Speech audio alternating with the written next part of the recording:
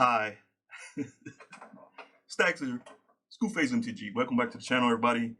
Today is going to be conversation day. We're going to discuss this Magic 30 extravaganza stuff that's going on. I haven't done one of these types of videos in a while, so I figured this was my perfect time to get back into one of these types of videos and offer my perspective on a major thing that's going on within the community. You guys know I mostly just drop arena content here, but I do want to get back into some of these speaking videos. I like speaking to my viewership in the community. So if you like these types of videos, please leave a like.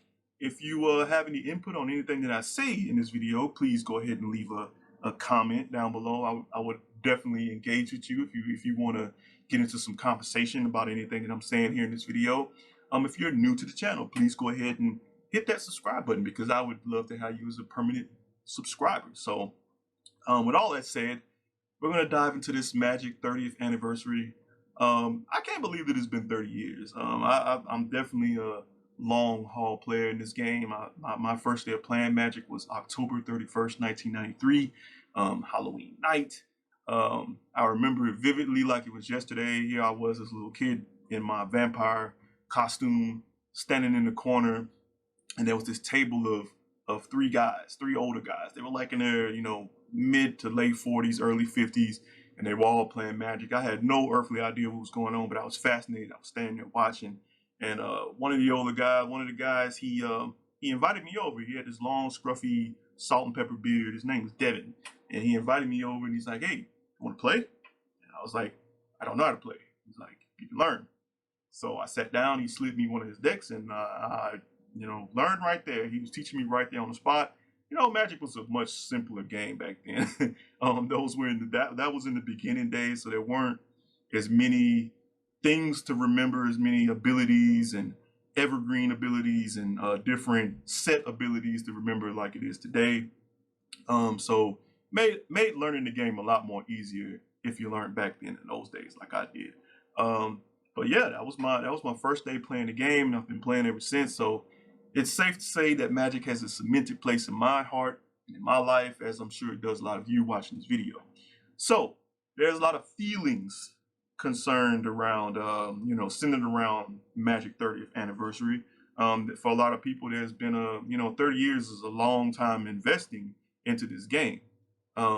So I guess the safest place to just start, right, is let's just address the elephant in the room. The fake real proxy, non-proxy, wannabe collectors cards that you have to spend $1,000 for 4 packs for a chance, only a chance to open. There's a lot of mixed feelings on this, right? Some people love it, some people hate it, some people like the idea of getting a chance to get their hands on a collector's style edition within the game. And I understand that, I'm going to say this. If you have the money, if you want to spend your money on that type of stuff, nobody should be able to tell you where you can and can't spend your money. So if you're gonna buy it, go ahead and buy it. I'm not going to buy it. There's a lot of people that don't really understand who the target audience or the target market is for this, this product. Who's their target buyer? People like me, I actually own power. I own power that I opened when I was a kid. So I'm not the target buyer for this, particular product. Whales that can afford actual power are not the target buyer of this product. People who don't own power, for $1,000 for a chance to open power, you're better off just using that money and, investing it in some real power. You're not gonna get much for $1,000, but that $1,000 can go towards you actually purchasing pieces of power rather than purchasing 4 packs of some, reprinted, real, fake, proxy, whatever you want to call them, cards. and then you never know what's actually in the packs, because it's random. So I think for the people that do purchase this product, you're probably better off just not even opening the packs. I think that's going to make the product retain the most value for you. If the idea is collecting and investing, collect the packs themselves and not the cards in the packs. That's my recommendation. because I think that a lot of people that are trying to purchase the packs and purchase them for the potential nostalgic feeling of opening power, a lot of those people are going to be disappointed. In fact, I know a lot of those people are going to be disappointed when they open those packs and there's trash in there. Now, there's like Birds of Paradise or something in there. I mean, it's not going to be a good feeling for a lot of people who actually open these packs. So unless you just got the money to blow and you just want to purchase the packs and just say, F it, I'm opening them, see what I get, just for the feeling of it. If you can do that, fine, go ahead and do that. But for the majority of people that purchase the packs, the investment side of it is going to be to leave the pack sealed. So that's my spiel on that. I mean, it's totally a cash grab. We all know that. But I'm gonna say I don't think that this is totally a Wizards of the Coast driven thing, though. I think this is a lot to do with Hasbro. Hasbro being the owner of Wizards of the Coast, they tell them what to do. And I've worked in the corporate environment for a long time, so I know how it goes. You get those orders that come down from the top, and it may be a lot of times it's something that you don't really want to do. So I think that a lot of this stuff that's happening with Wizards may not necessarily be Wizards all the time. I think a lot of it is Hasbro pushing Wizards to just pump out more profits. I mean, Wizards of the Coast is pretty much Hasbro's only profitable IP that they have right now, and that's crazy. I think that Wizards of the Coast is like 70 or 75, 80% of Hasbro's profit margin right now, which is crazy considering all the other IPs that Hasbro has. So it's really crazy. I don't know. This is clearly not a sustainable model, right? What's happening, what Hasbro is doing, or what they're forcing Wizards of the Coast to do with all these product releases. I mean, we're 30 years in, and this year we've had the most product release ever out of the whole 30 years. And a lot of us are starting to pull back, on purchasing product because there's just so much of it, wallet fatigue and whatnot. And I think I've seen something where Hasbro said that their customer base is having price sensitivity, and they have Hasbro has or Wizards or whoever has a backlog of product, in storage somewhere, and the consumer base just isn't purchasing like they expected us to purchase because we're having price sensitivity. I mean, whether people want to admit it or not, there's a recession going on right now, and we just had some of the biggest inflation ever. So people are being squeezed for the money that they do have. And then Hasbro, Wizards of the Coast, they do one of the biggest price increases that they've ever done to the product. So you got people who are already stressed out on money, and you're raising the cost of your product, and you're doing crazy things. You're selling $1,000 proxy real fake booster packs, and you got cards coming out that it's supposed to be, this is a collectible card game, but we're got cards coming out with stickers, and the stickers are going to damage the cards and all this stuff. It's just so much craziness going on, and all these different IPs coming out with crossover products, and Street Fighter cards, and Warhammer 40K cards, and all these different types of things, right? And it's just making people. I know a lot of veteran players like myself that are not happy with all this crossover IP stuff that's happening. It's making a lot of them back away and pull back on purchasing product. I've seen so many people, so many different gaming stores. They're all pulling back on purchasing product, right? And so Hasbro and Wizards of the Coast, they really have nobody to blame but themselves for this, right? There's only so much that you can shove out and expect the community to just keep buying and buying and buying. At some point, people are going to start backing off. And I think we've gotten to that point, right? And that's what a lot of the rage is within the community right now. But I think this real fake $1,000 4-pack booster box of 30th anniversary cards is really what pushed everybody over the edge.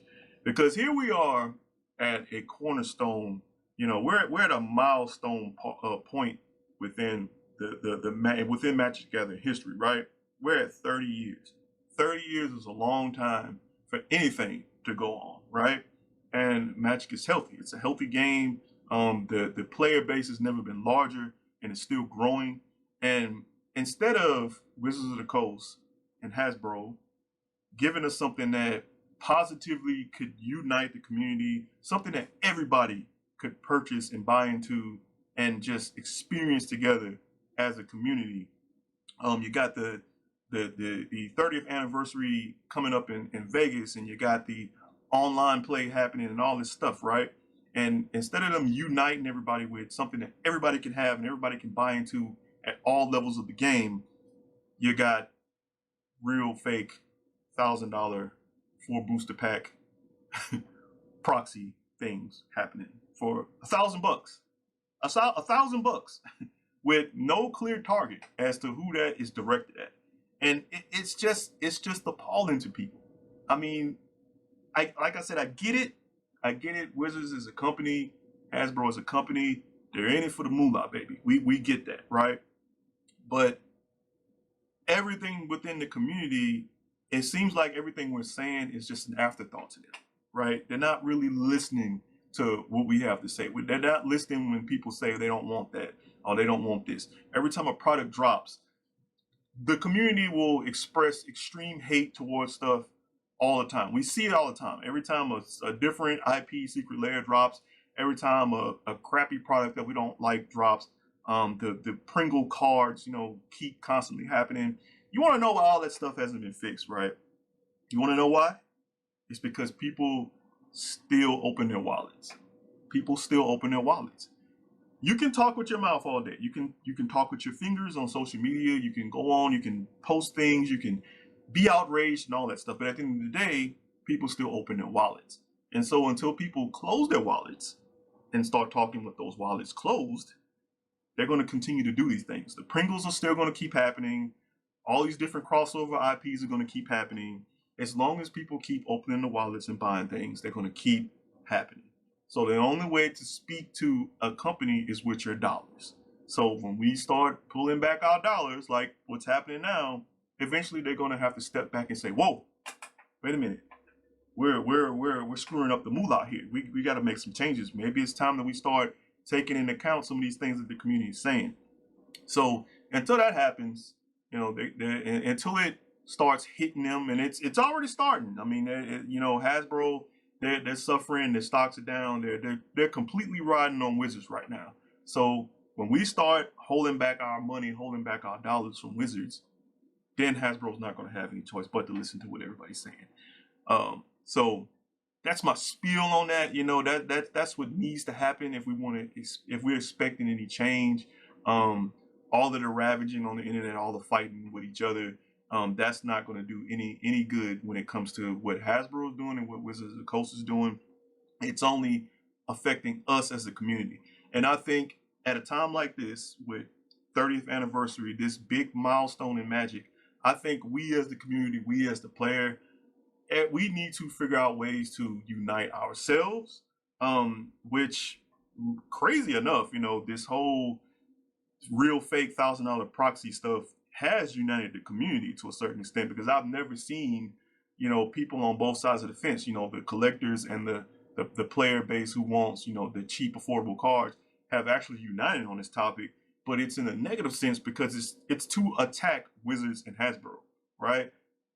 That's not a good thing. I mean, I would like for people to unite on a positive level, which is why I say I wish that they would have released something that could positively unite everybody, and everybody could speak highly of Wizards and Hasbro instead of it being such a negative energy type thing like it is right now. But I think overall as a community, everybody needs to step back and evaluate, what does Magic mean to you at this time, right? This is a 30-year mark. Some of us have been in it since the beginning, like me. And then there's other people who've just only been in it for maybe a year or two, maybe got in during the pandemic. Some people may be mid-level entries, came in maybe 10 years ago or something like that. And then you got people who've only been playing for a few years. You know, some of us are in the game for the fun aspect of it. Some of us are here for the community aspect of it. Some of us are here for the competitive aspect of it. Some of us are here for the collector aspect of it. And then some of us are here for everything, right? And so this is the time where you really need to ask yourself, what are you into Magic for? And unite with people that are here for the same cause that you are, and bring unification to your circle and throughout the whole community. That's what we really need to be focusing on as a Magic community. That's my feeling on it. I'm here to my biggest goal with my platform is to try to unite everybody across all spectrums in the community, right? I don't care if you're here, you know, to play competitive or just to play jank, or, you know, to collect, or, you know, just here for the community aspect of it. My goal is to have everybody united. I think if we're united as a whole, just as a whole community, then the game will never die. No matter what Wizards of the Coast does or what Hasbro does, the game will never die. But if we as a community just focus on solely negative energy and attacking Hasbro and attacking Wizards of the Coast, it's going to damage us as a community. It's going to damage the game. It's going to start pushing people out of the game. And that's never a good thing. We don't want the game to die. We want the game to keep growing. We want the game to flourish for another 30 years, you know, another 130 years. I want the game to be around when I'm long gone, for everybody's, you know, my great grandkids and everybody's great grandkids. I want the game to still be around. You know, I want to be able to pass on my collection to my son, and he pass it on to his son, and all the way down the line, you know, and help this game to go on throughout the decades, right? I would hope that that's what we all want. Anybody who loves this game, that's what I would hope that we all would want. So, my biggest statement to everybody out there is just to maybe back off of being so negative about Magic 30, because nobody is forcing you to spend your money on this real fake $1,000 for booster pack box. If you don't want to buy it, don't buy it. And that applies to everything that Wizards puts out, right?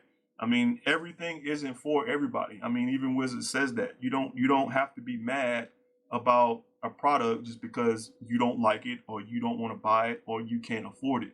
Everything isn't for you, but there are things that are for you. So find those things that are for you. Enjoy those things.